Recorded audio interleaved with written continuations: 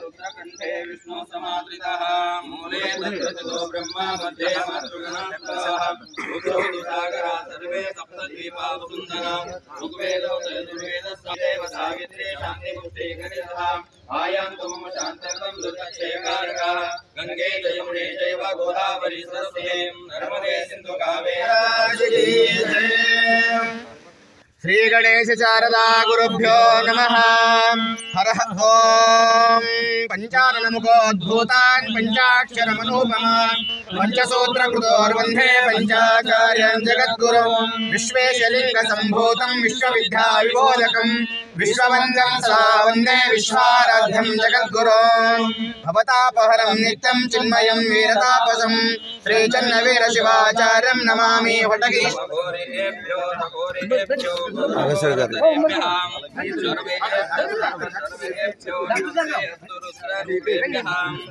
ओम तत्पुरुषाय विद्महे महादेवाय धीमहि धारयामि अलंकरणार्थं वक्षदां धारयामि नानाविध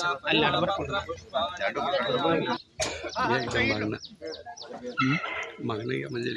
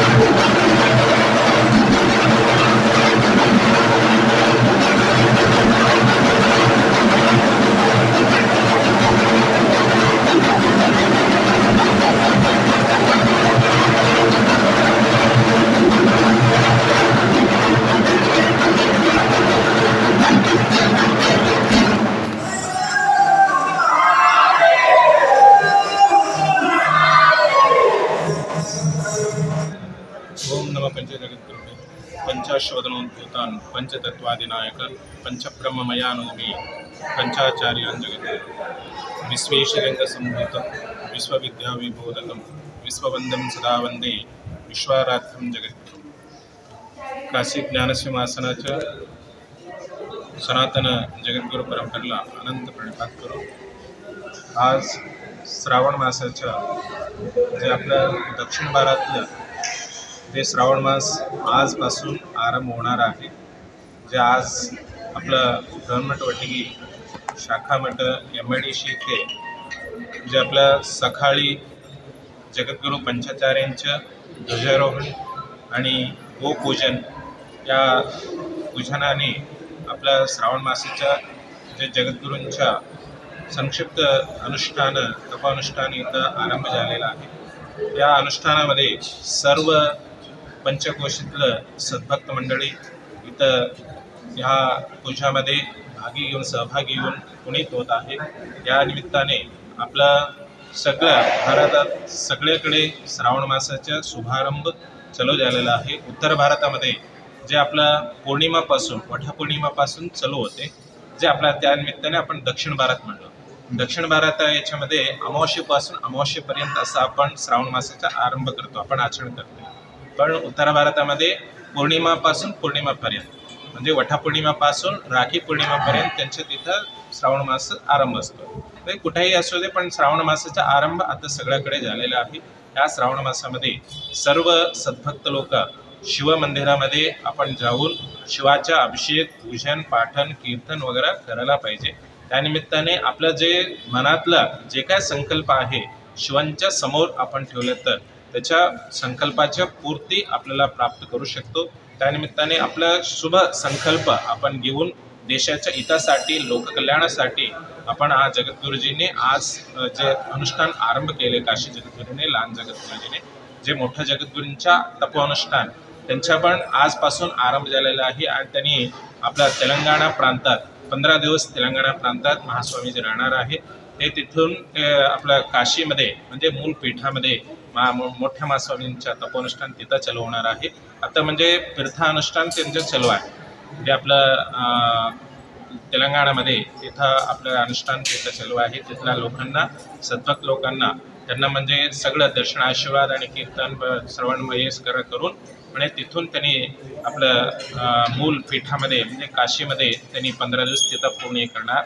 त्यानिमित्ताने आता आपलं काशीच्या लहान जगद्गुरूंचं अनुष्ठान इथं आपलं ब्रह्ममठ वटी शाखामध्ये MIDC मध्ये आपल्या सांगितल्याप्रमाणे पूर्ण 1 महिना आपण इथं राहणार आहे आणि सगळं अनुष्ठान वगैरे चालू होणार। त्यानिमित्ताने आज सकाळी जे आपलं सगळं सद्भक्त मंडळांच्या सोबत आपलं ब्रह्ममठ वटीच्या सचिवजी आणि सर्व संचालक मंडळी हे सगळं आपण येऊन आज सकाळी जे सगळं शुभारंभ केलेला आहे। आज नंतर आपल्या पंचमुखी परमेश्वरांच्या म्हणजे जे मोठं शिवलिंग आहे त्या शिवलिंगाच्या पंचमुखी परमेश्वरांच्या जे सगळं राजोपचार वैभवाने जे पूजा श्रावण मासाच्या पूजा घडत आहे, हा पूजा समाप्त झाल्यानंतर जगद्गुरूजी ते आपलं आरती वगैरे करून सगळ्या सद्भक्तांना आशीर्वाद देणार।